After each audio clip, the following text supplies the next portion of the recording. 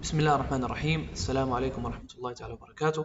Hello dear students, I hope you are all doing well. Welcome to another video from your YouTube channel, Easy Chemistry for All. This is Mr. Muad, and please share and subscribe again. If you hadn't done so, press the like button so that hopefully the video can reach more students and they can benefit bi'idhnillah. So we are still in the chapter of electrochemistry, and we are in lesson number 3, which talks about electrolysis. Okay. If you want to find the PowerPoint and the other worksheets and all the other documents, you can find them when you join the Telegram group, guys. So here's the link. You can join it. It's the Telegram group for the YouTube channel.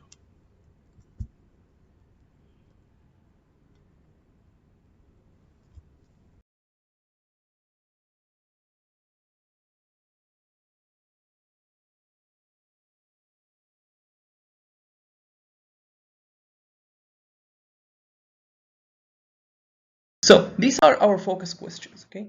So we need to understand what are the differences between voltaic cells and electrolytic cells.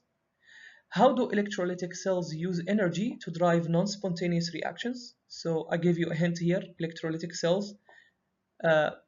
Inside electrolytic cells, non-spontaneous reactions happen. And what are some of the applications of electrolytic cells? Okay? So these are the vocabulary, new vocabulary words, keywords. And this is the main idea. In electrolysis, a power source causes non-spontaneous reaction to occur in electrochemical cells. So basically, when I say power source, I mean, for example, a battery. Okay? That's an example of a power source. So that's the main idea of the lesson. Now, what is electrolysis? So electrolysis is reversing a redox reaction, a spontaneous redox reaction. Okay?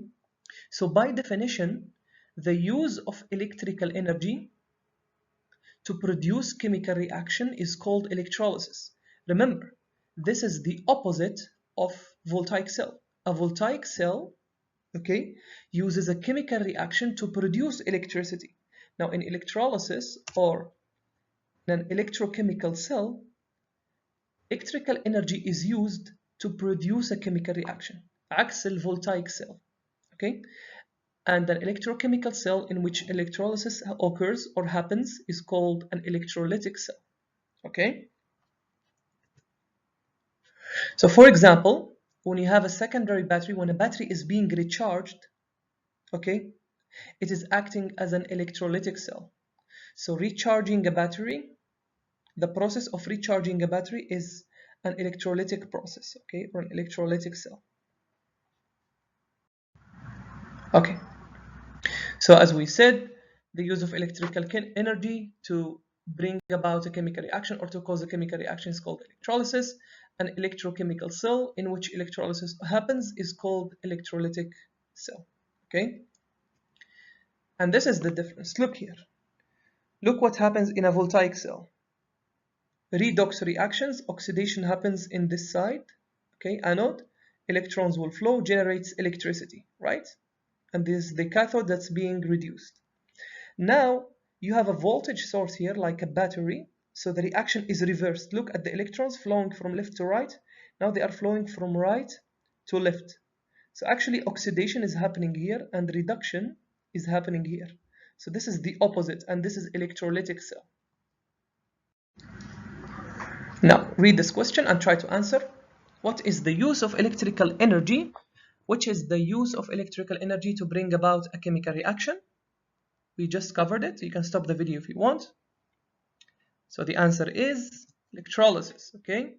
Reduction, gain of electrons, oxidation, loss of electrons, galvanization. We did not cover it, but it has to do with voltaic cells. Now, which is an electrochemical cell in which electrolysis occurs or happens? We already covered that. An electrolytic cell, okay? So now, let's go and see the difference between a voltaic cell and an electrolytic cell. Now have a look here, okay? I want you to read the title. Now the differences between voltaic cells and electrolytic cells. I want you to stop the video now. Try to write as much as differences you can see. أي اختلاف, write it down. Okay? And come back to the video. Alright, welcome back. So, in a voltaic cell, as you already know, this is the anode side where oxidation happens and electrons are produced and they flow from left to the right, from anode to cathode. And the cathode is where reduction happens, and in between there is a salt bridge or a porous plate. So here, this is like a salt bridge, okay?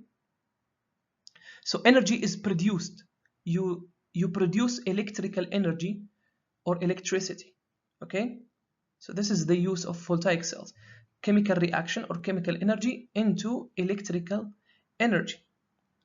And the anode is negative and the cathode is positive. Now have a look here. Have a look here. Now, this is an electrolytic cell, okay? You have an anode, you have a cathode. Same thing, but there is something different. Look at the charges, okay?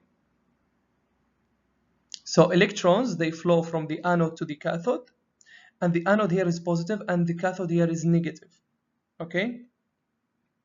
So just make sure you understand this. Now these metals are not the same as here, these are different metals, okay? But you have a battery as well, and you use chemical energy, you use electrical energy, you give energy from the battery to produce a chemical reaction, okay? You can see the difference between them. First of all, chemical energy to electrical energy, that is voltaic cell. Electrical energy from battery to chemical energy, that's electrolytic cells. Now, voltaic cells uses spontaneous redox reactions. They generate electricity from spontaneous redox reaction. يعني the potential or cell potential, capital E, is positive. In an electrolytic cell, we use electrical energy to produce a non-spontaneous reaction, okay? So the cell potential is negative. So the cell potential here is positive, the E node of the cell, and the E node of the cell here is negative. Now, in a voltaic cell, the anode is negatively charged and the cathode is positively charged. The opposite in electrolytic cell. The positively charged anode, the positively charged electrode is the anode, and the negatively charged electrode is the cathode. Okay, so just make sure you remember that. Okay, electrons originate from the species that undergoes oxidation, which is the anode here. Now electrons come from the battery, and remember, cathode excuse me, cathode is always where reduction happens. Okay, I don't care if the cell is voltaic or electrolytic. So cathode is always reduction and anode is always oxidation. Okay, so have a look at this diagram. Okay, of course it's an electrolytic cell because we have a battery here. I want you to have a look here and tell me the direction or flow of the current, direction of electrons, flow of electrons. Where is the anode, where is the cathode? You can stop the video and try to answer this question.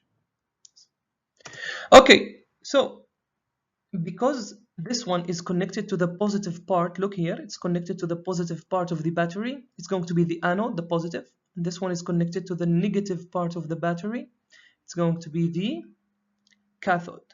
Okay, so make sure to remember that. Electrons, they flow from the flow of electrons is in the direction from anode to cathode, so from X to Y. Okay, the flow of the current is from Y to X. And what type of electrochemical cells is this? It's an electrolytic cell. And is the reaction spontaneous or non-spontaneous? Excellent. It's going to be non-spontaneous because it's an electrolytic cell. Okay, so have a look here at this image. Try to answer these 3 questions, okay, and come back to the video later. Okay, welcome back. So what type of electrochemical cell is this? It's an electrolytic cell because we have a voltage source, a battery. What is the charge on anode and cathode? So remember, in an electrolytic cell, the anode is positive and the cathode is negative. Is the cell reaction spontaneous or non-spontaneous? It is non-spontaneous. What does that mean? That means the E node of the cell is below zero, negative. Okay, we covered this in lesson 1. So it's below zero.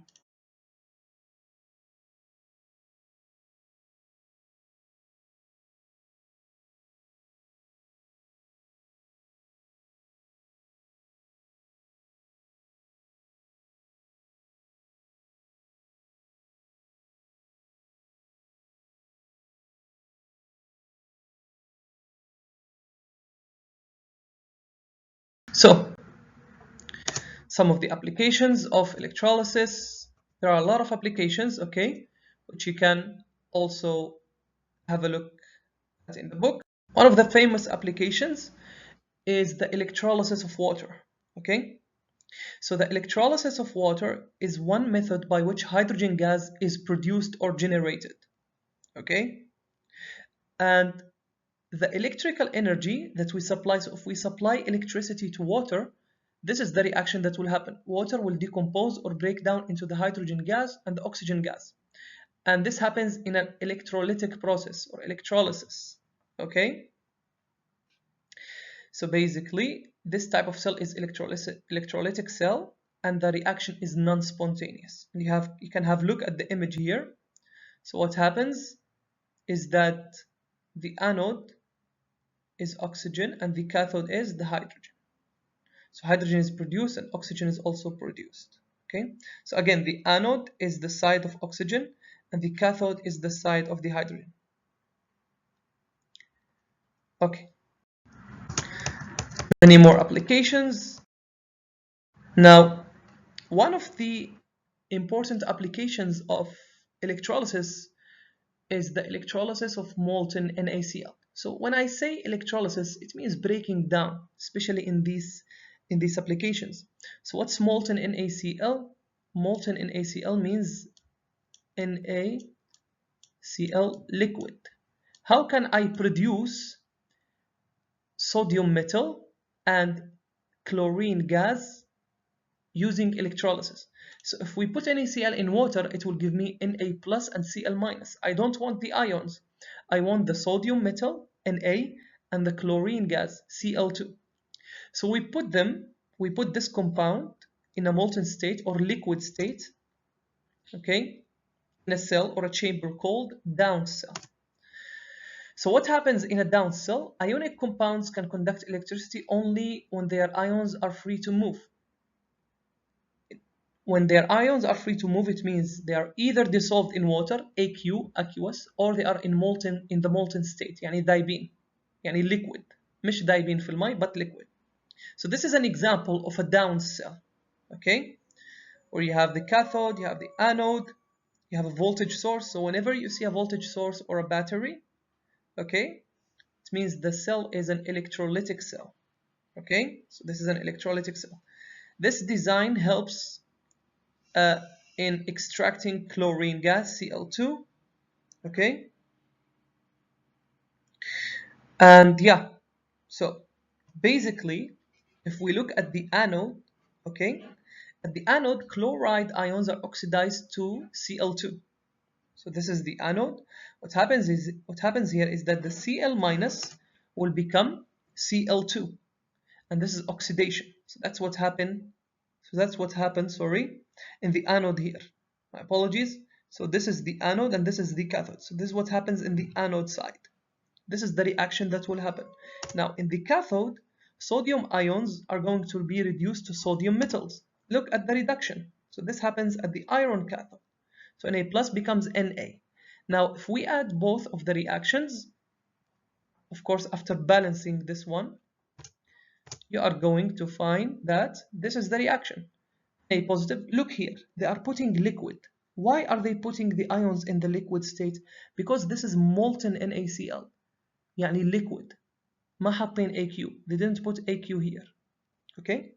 So this is what happens. So we can use electrolysis to break down an ionic compound to not to ions, but to the normal atoms. Okay? Cl2 and Na in the liquid state. طبعا the Na liquid, if we put it at room temperature, not at room temperature, but if we cool it down, it will become solid, okay? Because this is not an ion. All right. Now, this is the electrolysis of molten NaCl. You can watch this video. Molten sodium chloride is a mixture of freely moving sodium ions and chloride ions. If we immerse electrodes in it and connect them to a voltage source, electric current will flow through the electrolyte. As a result of the current flow, electrons gradually accumulate at the cathode. The cathode thus gains a negative charge, which attracts positively charged sodium ions. A sodium cation has one fewer electron than a sodium atom. As soon as a cation touches the surface of the electrode, it accepts an electron from it and becomes an electrically neutral atom. Because the cathode is constantly supplied with fresh electrons from the voltage source and fresh sodium ions from the electrolyte, the reduction of sodium ions proceeds uninterruptedly, and metallic sodium gradually accumulates around the cathode. Because of the high temperature of the process, sodium is formed in its molten state. Note that the reduction reaction occurring at the cathode is a half reaction that involves the exchange of electrons. Let's check whether the equation is balanced in terms of electric charge. On the left-hand side, there is a charge of +1 and -1, which gives 0.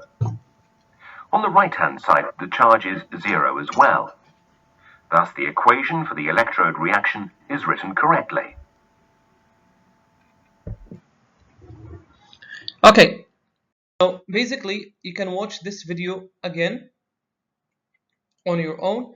This is going to show you the reverse reaction, not the reverse reaction, the other half cell, where oxidation of Cl- happens and then Cl2 is produced. Let's see what happens to chloride ions during the passage of electric current through molten sodium chloride. The flow of electric current removes electrons from the anode. As a result, the anode gains a positive charge and attracts negatively charged chloride anions, which have one electron more than chlorine atoms. When a chloride anion comes into contact with the surface of the anode, it transfers an electron onto the anode, thus becoming an electrically neutral chlorine atom. Because electrons are constantly removed from the anode, while fresh chloride ions are discharged on it, the process goes on uninterruptedly, and chlorine atoms gradually accumulate around the anode. Chlorine atoms are very reactive, and they instantly combine into stable diatomic molecules, which then escape from the electrolyzer in the form of gaseous chlorine. In order to balance the chlorine atoms in the half reaction of oxidation that occurs in the anode, we place the coefficient 2 in front of the chloride anion. Note that we also need to balance electrical charges by writing the number 2 in front of the symbol for the electron. Now the equation for the electrode reaction is written correctly. Now we can write the following net reaction for the above reaction. Molten sodium chloride gives molten sodium and gaseous chlorine. So basically, this is what we saw in the previous slide, okay? So these are some slides explaining the importance of chlorine, Cl2, and importance of sodium, and why we use electrolysis of molten NaCl to produce Na and Cl2. Okay? So let's have a look here. Okay, I'm going to show you a cell. All right, it's a down cell. Should the potential be positive or negative? Okay, so remember the down cell. You remember that what happens at the anode, right? Oxidation, and what happens at the cathode, reduction. So do you think that the E node or the cell potential is going to be positive or negative? Well done, it's going to be negative. Why? Because it is an electrolytic cell and the reaction is going to be non-spontaneous. Okay, so this is the electrolysis of molten lead bromide, so PbBr2. Now this is similar to the reaction we saw before, NaCl, but now instead of NaCl we have PbBr2, and the ions are Pb+2 and Br-. Now try to write the reaction that will happen at the anode, so that is oxidation, and the reaction that happens at the cathode, reduction, and the overall cell reaction. Stop, try to do it, and then let's come back. Okay, welcome back. So well done. Because oxidation will happen at the anode, so Br- is going to be oxidized, right, into Br2 gas, like Cl- gives me Cl2 gas. Now the equation is balanced here, okay? At the cathode, reduction is going to happen, so Pb+2 plus 2 electrons will give me Pb. Now just add the two reactions, cancel the electrons, and then you will have your answer here. So the ions, or the molten in the liquid state, molten lead bromide, gives me Pb solid and Br2. Of course it will be liquid, but after some time it will become solid and it will give me Br2. So I don't want to break down this one into ions, no. I want to break it down into its original atoms. So this is one of the uses of electrolysis, okay? So we produced Pb and gaseous Br2. Okay, now we finished electrolysis in molten ionic compounds. الأيونات المركبات الأيونية الذايبة يعني اللي حالتها liquid. So now what about the electrolysis of aqueous solutions? An example of that is brine. So what is brine? So brine is an aqueous solution of sodium chloride, NaCl. Brine can be decomposed by electrolysis to produce hydrogen, chlorine, and sodium hydroxide. So the products of brine electrolysis are hydrogen gas, chlorine, and sodium hydroxide. This is an example of the electrolytic cell where the electrolysis of brine takes place, okay? So you put brine inside,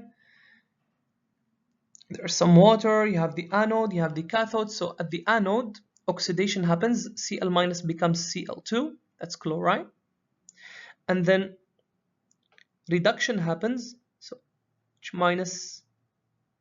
H plus becomes H2, and then you have OH minus produced.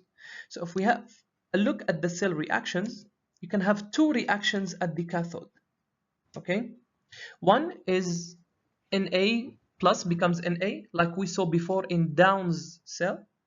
We have also water and hydrogen, so water can become H2 and OH minus, okay? If water is reduced, it can give us H2 and 2OH minus. Now, because water is easier to reduce, the second reaction will take place at the cathode. Okay, that's why you have at the cathode H2 and OH minus. Can you see here? So this reaction will take place. This one will not. Now at the anode, you can have two types of reactions as well. One is the normal, so 2Cl minus. So 2Cl minus gives me Cl2 and 2E, so that's oxidation. And also water can be oxidized to give me H plus and oxygen. So the reaction that will happen is the first one, because if we increase the concentration of chloride ions, this reaction is more likely to happen. So from here, the second reaction will happen. From here, the first reaction will happen. Now, if we add the two reactions, this is what will happen. Okay, the products will be hydrogen, chlorine, Cl2, and sodium hydroxide, NaOH. Okay, so that's the process of the electrolysis of brine. Now, you can rewatch this part again or stop it whenever you want and have a look here. Now let's go to a quick question. In the decomposition or electrolysis of brine, the electrolysis is used to produce excellent. So hydrogen, chlorine, and sodium hydroxide. These are the products of the decomposition of brine through electrolysis. Now we are going to take the last part, okay, which is electroplating. The last type of application, the last application type which we have in the book of electrolysis. So electroplating is the process of applying a uniform coating, غطاء تغطية معدنية, of metal on another piece of metal, usually protective or decorative. So sometimes it is for protection purposes, sometimes it's for decoration. Like here, a little bit of gold on the watch, a little bit of copper in a mug, silver coated in a teapot, silver coated in a goblet, chrome electroplated tap. So you have chrome here, chromium, not chromium but chrome. So يعني نغطي معدن بمعدن ثاني. هذا غطيناه بسيلفر, which is فضة Ag. هذا غطيناه بcopper Cu, and so on. So how does this process happen? So what is an example of electroplating?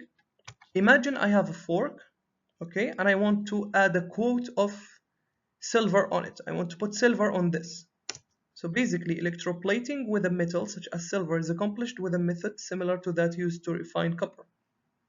So to add a protective layer or a decorative layer of Ag on this, so I want to take كأن أدهنها فضة, right? But it's not going to be the case.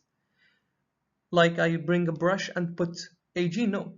I will use an electrolytic reaction. This is called silver plating. So I will connect a silver electrode by the positive part. So oxidation will happen. I will connect the fork or the thing I want to quote by the negative part. So reduction will happen here. So the oxidation, Ag will become Ag plus. Okay, Ag plus will be in the solution. Now in here, what will happen is that Ag plus will become Ag because this is the cathode. Electrons will be absorbed. So Ag will be coated here. هيغطى بالAg. Okay, and that's what's mentioned here. Now remember, in silver plating, the object to be plated is the cathode.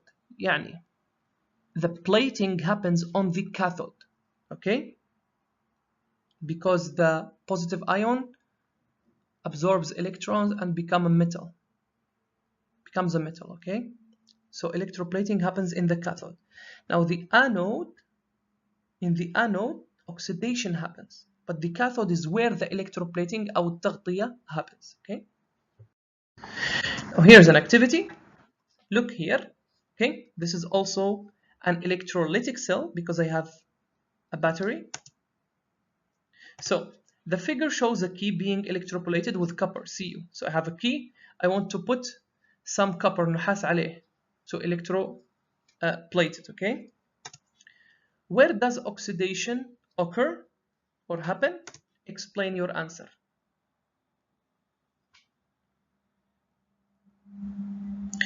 Well done. Oxidation happens in the Cu electrode. So this is the Cu electrode. Because it's the anode, it's connected to the positive part of the battery. So that's the anode in an electrolytic cell. Now reduction happens in the key because it is the cathode, also because copper will be plated on the key, which makes it the cathode. So this one will be the cathode. The key is going to be the cathode, okay? And that's the end of the electroplating. So which occurs where an object is being electroplated? Is it the cathode or the anode where the metal is electroplated? Okay, mister, it is the cathode. Now what happens in the cathode? Reduction. Exactly. Okay.